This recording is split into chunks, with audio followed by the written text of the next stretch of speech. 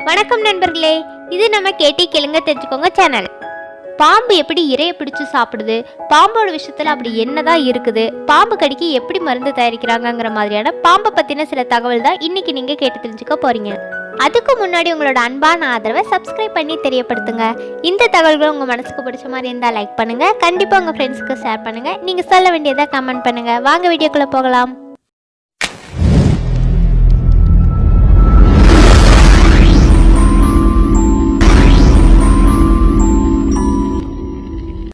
இந்தியாவில் மட்டுமே 276 வகையான பாம்புகள் இருக்குதுங்க. அதில் 4 வகையான பாம்புகள் தான் விஷத்தன்மையோட இருக்குது. பாம்புகளால் 3 மாதம் கூட உணவு சாப்பிடாம இருக்க முடியும்.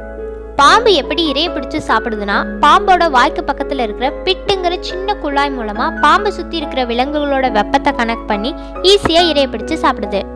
உங்களுக்கு தெரியுமா, இந்தியாவில் பாம்பு கடியால் மட்டுமே ஒவ்வொரு வருஷமும் 28 லட்சம் பேர் பாதிக்கப்படுறாங்க. அதில் 50,000 பேர் இறந்து போகிறாங்க. பாம்போட விஷயத்துல அப்படி என்னதான் இருக்குதுன்னு தெரியுமா? பாம்போட விஷயம் பல நூறு புரதங்களால ஆனதுங்க. ஒவ்வொரு பாம்போட விஷயமும் ஒவ்வொரு விதமா நம்ம உடலை பாதிக்குது. பாம்போட விஷயம் 2 விதமா மனிதர்களோட உடலை தாக்குதுங்க. ஒன்று மனிதனோட ரத்த ஓட்டத்தை தாக்கும், இன்னொன்று மனிதனோட நரம்பு மண்டலத்தை முடக்கிடும். இது ரெண்டுமே மரணத்துல தாங்க முடியும்.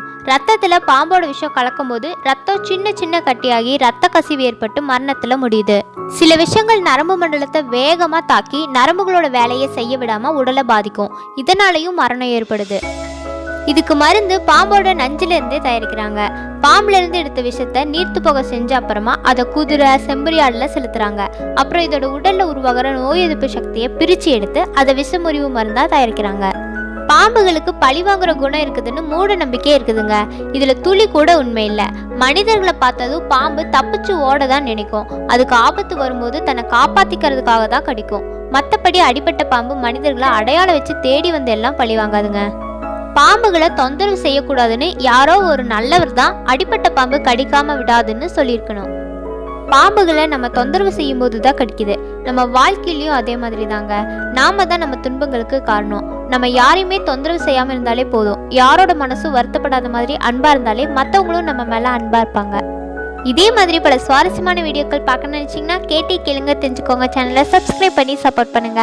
இந்த தகவல்கள் உங்களுக்கு பிடிச்சிருந்தா லைக் பண்ணுங்க, கண்டிப்பா உங்க ஃப்ரெண்ட்ஸுக்கு ஷேர் பண்ணுங்க. உங்களுக்கான கேள்விகளை கமெண்ட் பண்ணுங்க. தேங்க்ஸ் ஃபார் வாட்சிங்.